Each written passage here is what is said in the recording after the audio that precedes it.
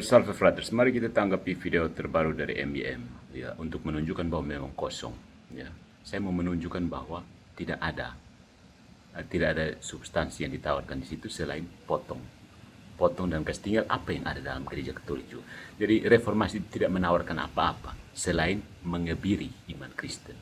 Jadi para pendeta reform itu sebenarnya tukang kebiri, cocok kebiri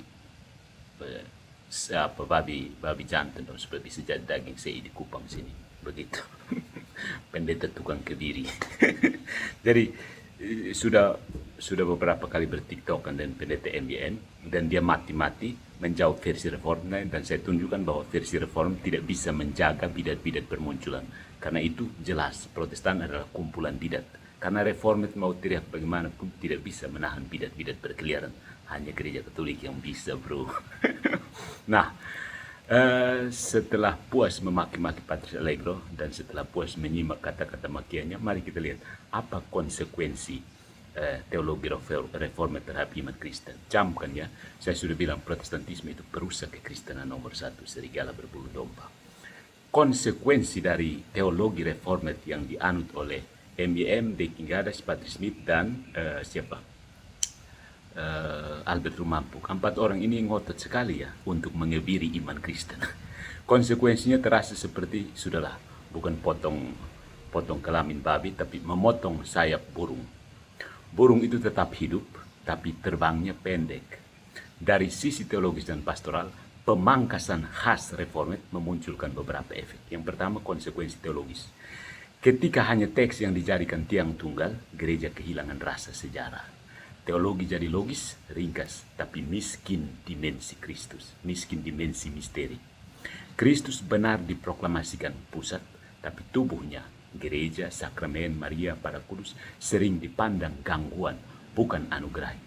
Ini menciptakan teologi yang kuat diklaim kebenaran, tapi lemah di simbol dan imajinasi.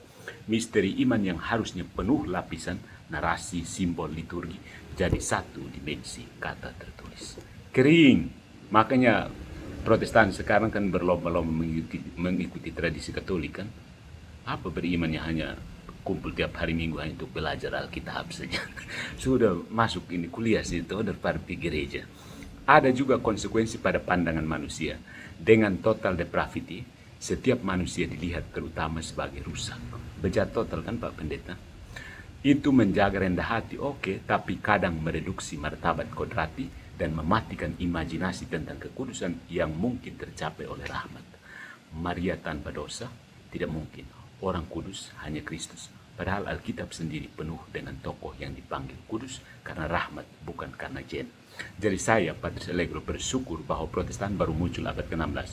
Coba dia muncul sekitar abad kedua, ketiga, atau keempat, Eropa itu miskin nanti.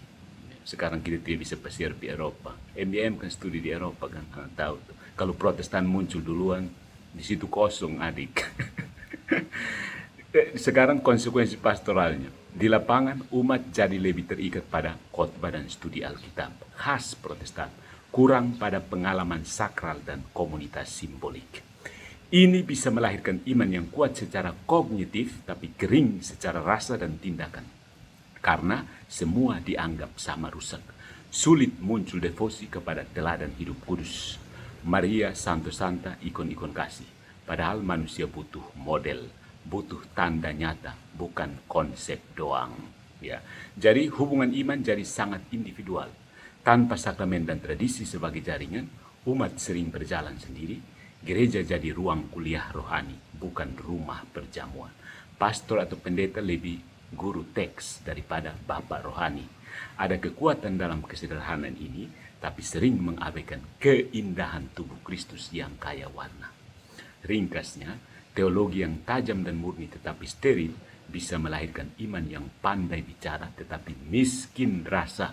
Pastoralis, secara pastoral, ini membuat jemaat kuat berdebat tapi kurang berlutut, cepat mengoreksi tapi lambat merangkul.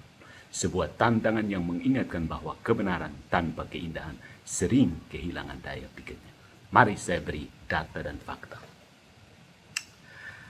Belanda datang menghapus rumah adat di Timur Barat, sampai sekarang tertinggal TTS dan Kupang. Mau maju son maju toh. karena Protestan, begitu. Yang kedua, Sumba. Dipaksa masuk Protestan, mereka tidak mau. Banyak yang masih merapu. Sabu, dipaksa masuk Protestan, mereka tidak mau. Banyak yang masih jintiu. Ya.